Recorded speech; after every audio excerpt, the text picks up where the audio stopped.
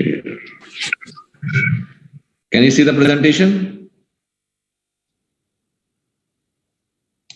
Yes. Okay.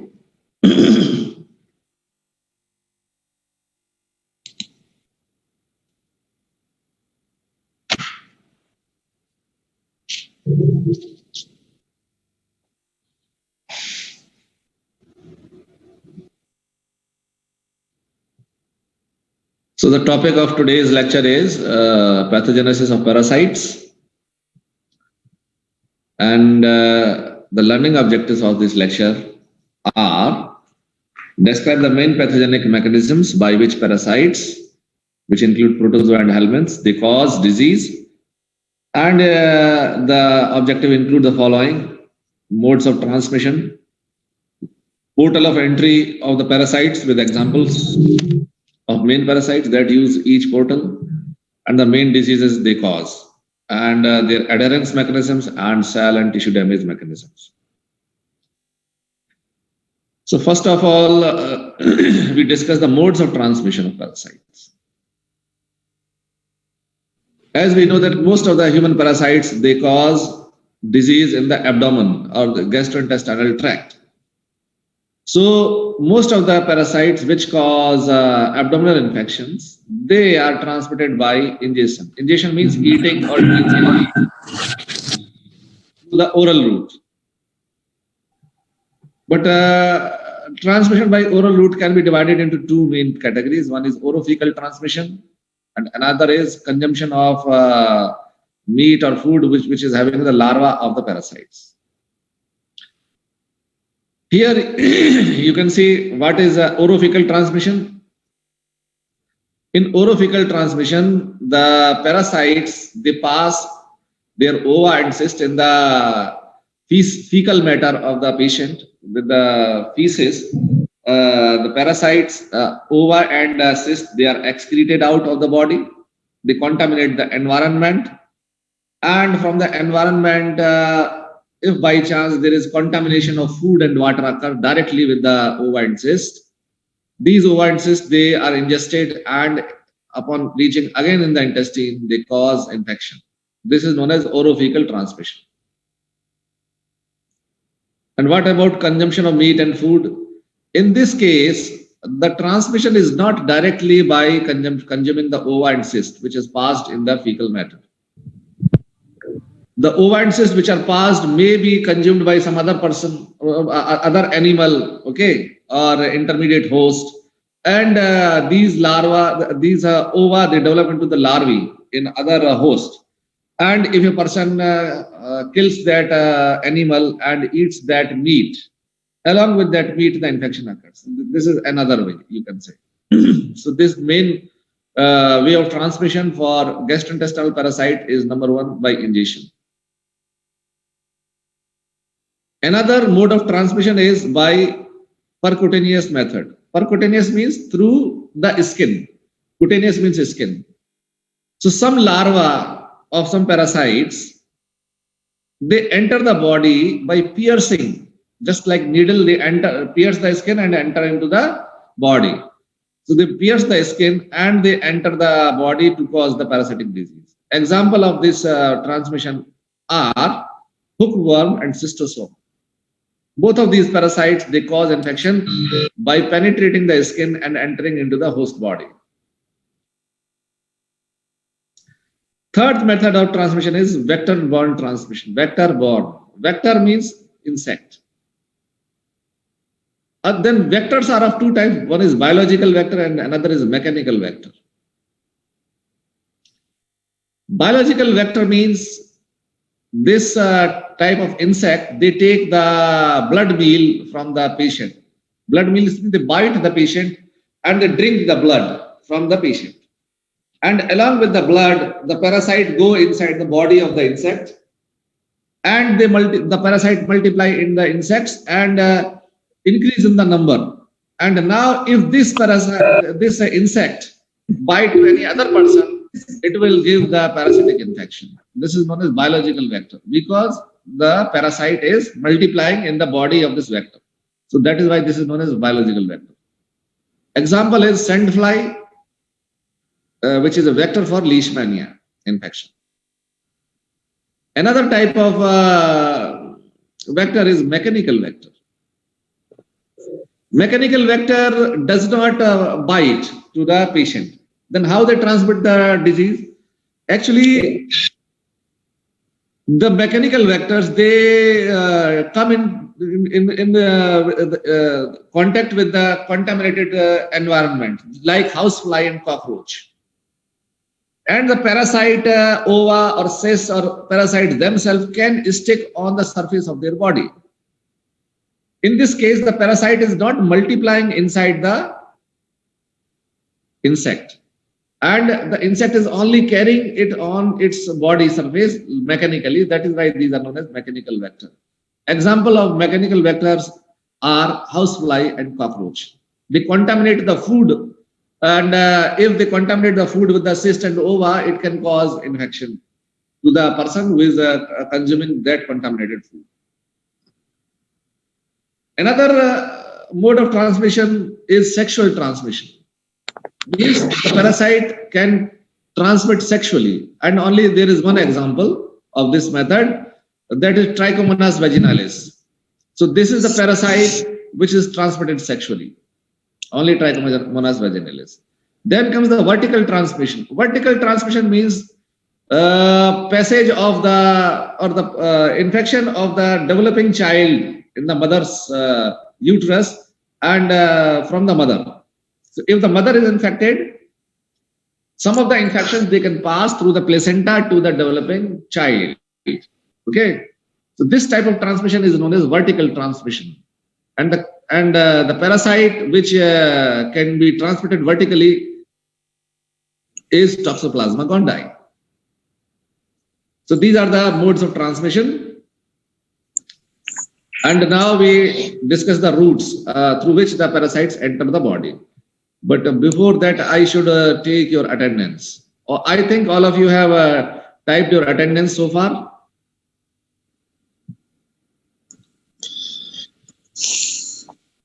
In chat, I will show you. Khalid Lafi, it's okay. 3 times you have typed.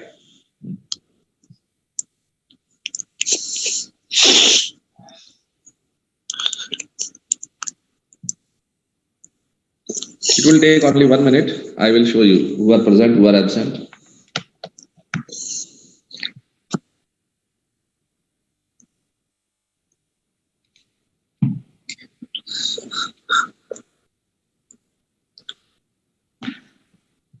This is your chat. And here I will take it in attendance sheet.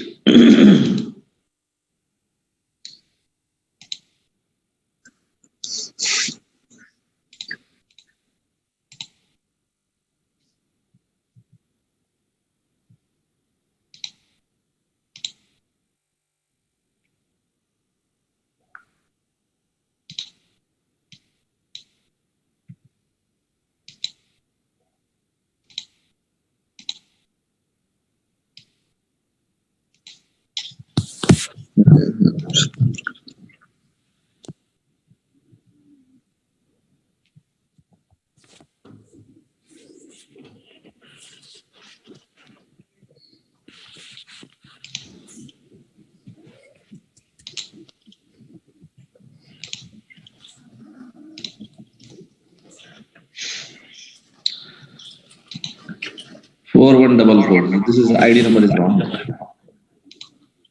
441 it should be.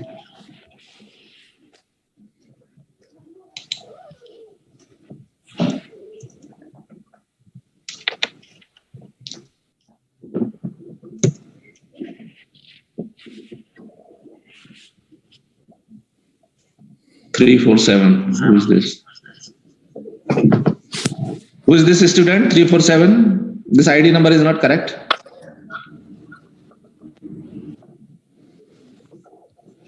Okay. So in Chakra, 17 students are absent. I am taking their names. Please, if your name is not there, You have to type your ID and you have to speak up now. Okay. Abdullah Mastoor is absent. Giardia, Cryptosporidium parvum, Isospora belli. And these are their infectious forms. Quadrinucleate cyst for entamoeba, cyst for Giardia, oocyst and for Cryptosporidium and Isospora belli. For intestinal nematodes, most of the intestinal nematodes, they are transmitted through the oral route by consuming food contaminated with their eggs, except Trichinella spiralis.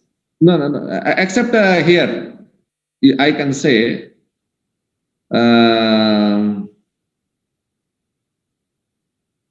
hookworms, except the hookworms. Ancylostoma duodenale and Necator americanus, they cause intestinal infection, but they cause infection by penetration of the skin. Okay, hookworms. So, Doctor, yes. What is the difference between larvae and eggs? Because they said one is ingested by eggs and one ingested by larvae. See, the egg is an egg, okay, and larva is the egg. After breaking of the egg, the baby worm which comes out, it is known as larva. You got it? Yes, doctor. Thank you. So here you can see that all the intestinal protozoa, the protozoa which cause infection in the intestine, they are transmitted through the oral route. And about intestinal nematodes, the bigger worms, most of them they transmit through the oral route, except it is written highlighted, but hookworms, they cause infection by penetration of the skin. So we can ask you that which of the following worms intestinal worm cause infection through the penetration of the skin and not by oral route? The answer is hookworm. Okay. Otherwise, the other intestinal nematodes which are transmitted by oral route, they include Ascaris, Trichis trichera, and Tropius vermicularis. Trichis trichera is also known as whipworm, and Tropius also known as pinworm. Then comes the Trichinella spiralis. Trichinella spiralis is a nematode which cause infection in the muscle, not in the intestine. This is the worm which cause mainly the problem in the muscles, and it is transmitted by consuming the infected meat. Then comes the another category of the parasites, cestodes. This is also oral route for cestodes. Cestode means the tapeworms. So tapeworms cause two types of infection. Either they can cause infection in the intestine or they can cause infection in the tissue. I mean to say here, see here in this case of protozoa and nematoda, either they cause infection in the intestine or they can complicate in the tissues. But here in the cestode, the same worm, the adult form lives in the intestine, but their larval form, it lives in the tissue. So if the intestinal infection occur by consumption of the larva, if a person eat the larva in the infected meat, because larva lives inside the meat or the tissues. So if the animal which a person is taking meat from, if it is infected with the larva, he will develop the intestinal form of this cestode infection. Example is Taenia solium. It is by consumption of the meat, pork meat, which is infected with the larva of the Taenia solium. Another one is Tinus saginata. It is intestinal infection occur by consumption of beef, infected beef. And Diphyllobothrium latum, this occurs by consumption of larva present in the fish. Okay. So the tissue infection occurs by consumption of the eggs. Egg means the fecal matter. Through the fecal matter, the intestinal worm, it gives the eggs in the excreta, and if those eggs of that worm, if they contaminate the food, then it will cause the tissue infection. For example, cysticercosis, it occurs by consumption of the Taenia solium eggs. So here you can see that if a person eats the Taenia solium larvae in the meat, he will develop the intestinal infection of the Taenia solium. But if the same worm, if it causes the infection through the eggs, if the person eats the eggs, vegetables mainly, if the vegetables are contaminated with the eggs and if the person eats, those eggs will release larvae, and those larvae enter into the blood and they reach to the brain and cause neurocysticercosis. So the same parasite is causing two types of the disease. You can see here. Next example of the tissue infection is the hydrated cyst. This occurs by the consumption of the eggs of Echinococcus granulosus. Echinococcus granulosus is also known as dog tapeworm because the intestinal form of this worm, it occurs only in the dogs. So the next category of parasite is flukes or trematodes, and many of them, they are transmitted to the oral route. Most human trematode infections or fluke infection, they occur by eating food items containing Metacercaria larva. So intestinal infection by the trematodes or flukes occur by consumption of the larva, which is present in the food. And there is also one exception here, Schistosoma hematobium. This fluke cause infection only by the piercing the skin. Okay, Cercaria larva, it pierces the skin, and that cause infection. This is one exception. Otherwise, all other flukes, they cause infection by consumption of the food contaminated with the Metacercaria larva. Example is Phaseolopsis guski, which is intestinal fluke. It is infection occur by consuming water chestnut. Fasciola hepatica, the liver fluke, it caused by consumption of the water vegetables having the Metacercaria larva. And the Chinese liver fluke, it caused infection by consuming freshwater fish having the larva. And the lung fluke caused infection by consumption of the crayfish or crabs having the larva of this worm. The next route of infection is penetration of the skin by the larva. So here is the example given. You can see here. The hookworms, which include Ancylostoma duodenale and Necator americanus, they cause infection by piercing through the skin. Strongyloides hystercoralis or also can cause infection through this route. And for blood flukes, the example is Cercaria larva. These three blood flukes, all of them, they cause infection by piercing through the skin. Now comes another route by bite of the insect vector.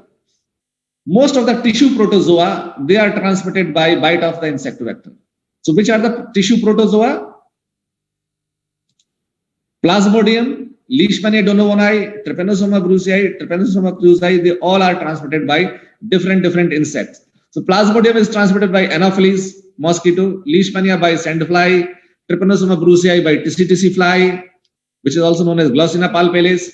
Trypanosoma cruzi is transmitted by red-uvid bug. And these are the diseases caused by these parasites. Plasmodium causes malaria, Leishmania causes Kala-Azar, Trypanosoma brucei causes sleeping sickness, and Trypanosoma cruzi causes Chagas disease.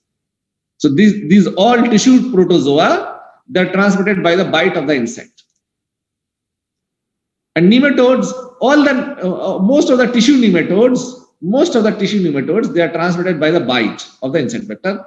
Exception is Trichinella asparalis. Trichinella asparalis is transmitted by eating infected meat, not by the bite of insect vector. But other nematodes which cause tissue infection, they are transmitted by bite of the insect vector.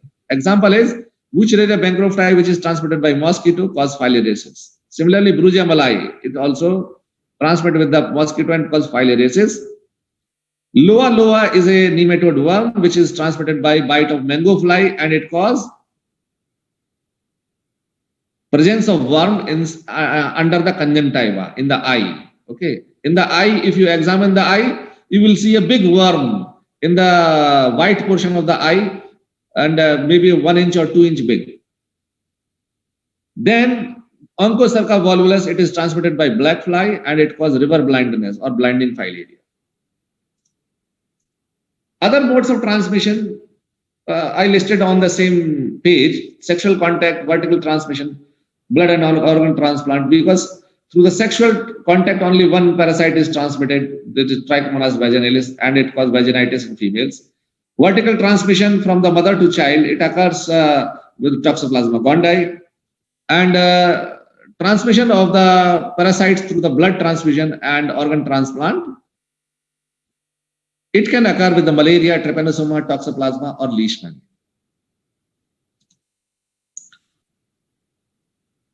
How much time is left? Okay. So actually about 7 minutes are left because the Zoom provide you only 40 minutes. So if the presentation stops in between, please log in with the same ID again. Okay. So in this table, I have given the names of the parasites and the diseases produced by them, because this is also in your learning objective. The parasites name and their diseases. So Entamoeba histolytica cause dysentery and liver abscess. Giardia cause malabsorption. Cryptosporidium parvum and Isospora vallei, they cause diarrhea in AIDS patients. Plasmodium cause malaria. Leishmania donovani cause Kala Azar fever. Trypanosoma brucei is the protozoa which cause sleeping sickness in Africa. Trypanosoma cruzi cause Chagas disease. And Trichomonas vaginalis causes sexually transmitted disease, which is vaginitis, and Toxoplasma gondii cause congenital infections. These are the parasites and these are the diseases. Doctor? Yes? Can you go back to the previous slide? This one? Yeah. Yes. Why is Isospora vallei cause diarrhea specifically for AIDS patients? See, these are the common parasites, but they fail to cause infection in the people who have good immunity, because good immunity kills these parasites easily. These are the opportunistic pathogens. Okay. You got it? So they are opportunistic, right? Yeah, they are opportunistic. They don't have the capacity to cause infection in healthy people. Okay, thank you. And in this slide, I have listed the nematodes and the diseases caused by them.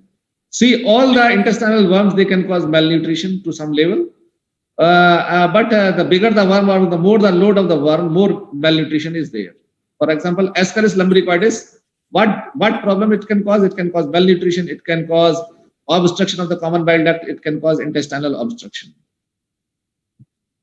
Another parasite is hookworm. Hookworm can cause iron deficiency anemia or microcytic hypochromic anemia because of the chronic blood loss.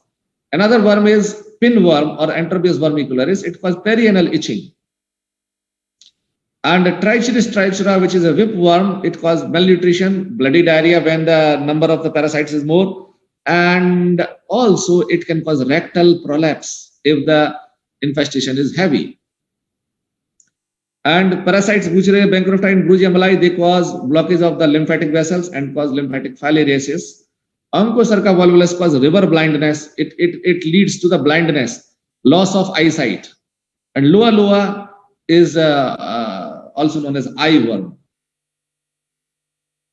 Here, the platyhelminthes are the flatworm. Cestodes and trematodes both are in this slide, and the disease is caused by them.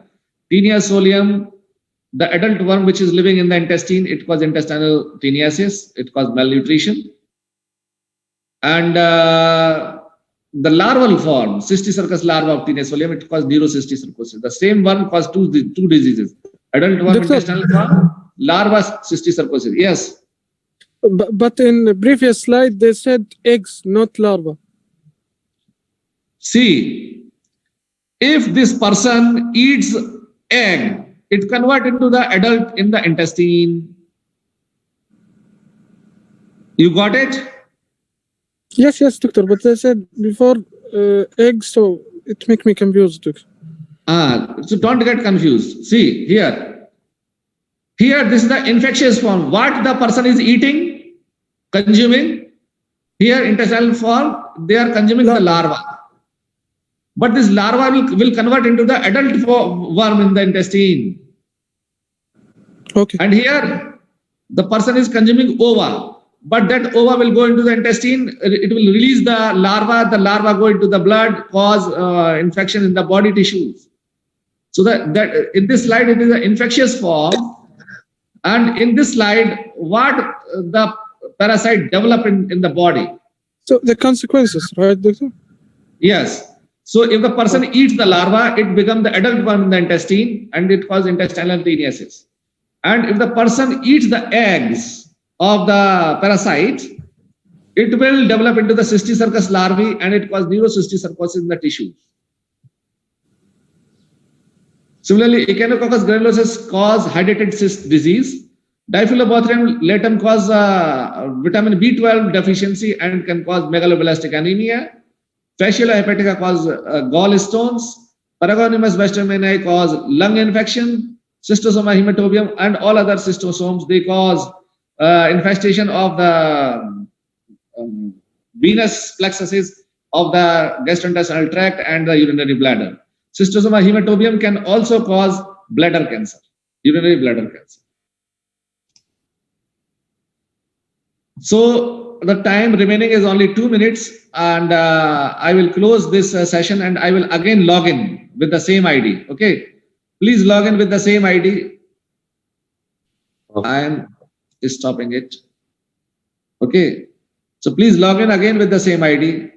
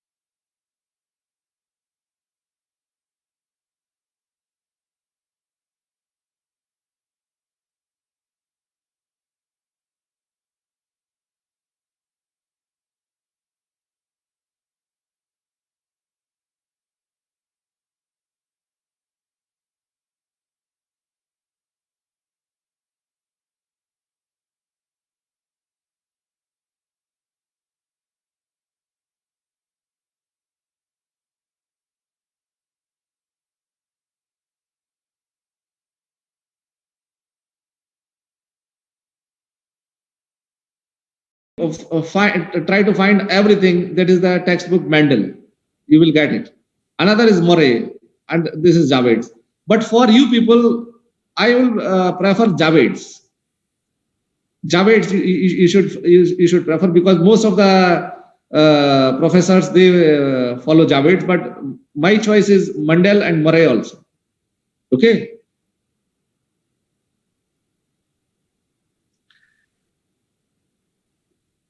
Did you get my point?